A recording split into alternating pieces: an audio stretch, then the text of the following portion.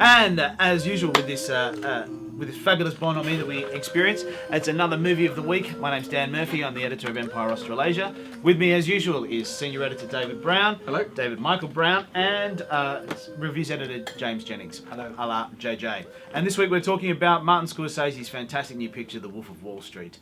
Dave, run us through it.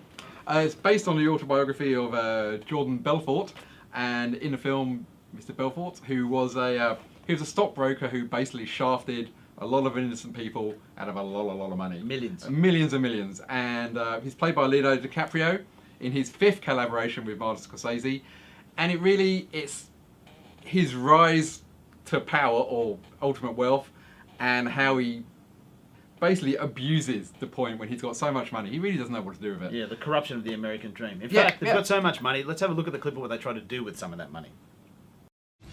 Like this will take her like 50 trips.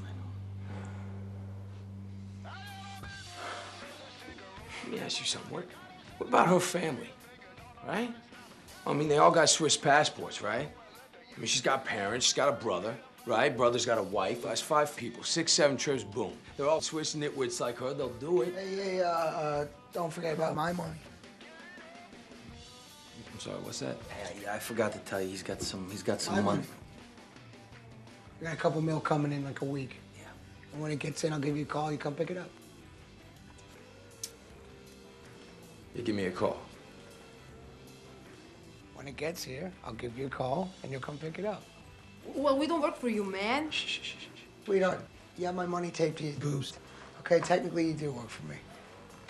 Yes, it'd be nice to have that kind of luxury to be able to have to take money to someone to leave the country. Oh, completely. And it's a lot of the film is about what they do with this money, apart from strapping it to naked young ladies.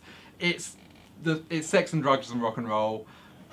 You have never seen so much nudity and drug taking in a Scorsese film, which is Something in itself. something to say, Yeah. especially with the drugs. And I think that's one of the great things about the film is while it hits all those markers that you want to see in a Scorsese film in terms of the rock and roll soundtrack and the narration and just the editing, but it's funny. It's like a very different film for him as well.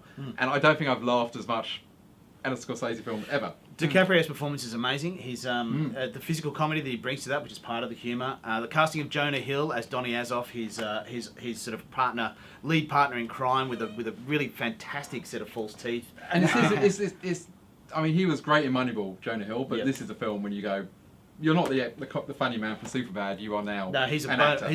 fide actor and been nominated for a Best Supporting Actor. And I tell you, he's the dark horse. I mean, I would love to see him win. it'd be incredible. JJ, what did you think? Yeah, look, agree with you guys. Amazing performances, and again, it's hilarious for a Scorsese film. The comedy in this is absolute gold. And I mean, of course, Jonah Hill is a natural at this kind of stuff, and he's hilariously funny. But everyone brings their game. DiCaprio, amazing. You had reservations though, didn't you? I did have reservations. Pretty common reservations for this film, which are that basically it's a bunch of douchebags acting like douchebags, which is what the story's about. But there were a lot of innocent victims who got absolutely shafted by this guy, and they're not really given a voice in this film. It's really all about like, look at this guy's amazing off-the-hook lifestyle, sex, drugs, hookers, all that kind of business. But I just kind of felt like Scorsese was a little bit too much fence-sitting for me. I wanted to see a little bit more of like, what is the actual effect of this guy's douchebag behaviour, and the film doesn't really delve into that. Maybe it wasn't the point, but that's how I felt. It's a common gripe that's been levelled at the film since it's been released in the US and here. And look, there's something in that, but I think that it actually hews so close. It's such a candid portrayal of the abuse of the American dream and how capitalism can just spiral into nonsense.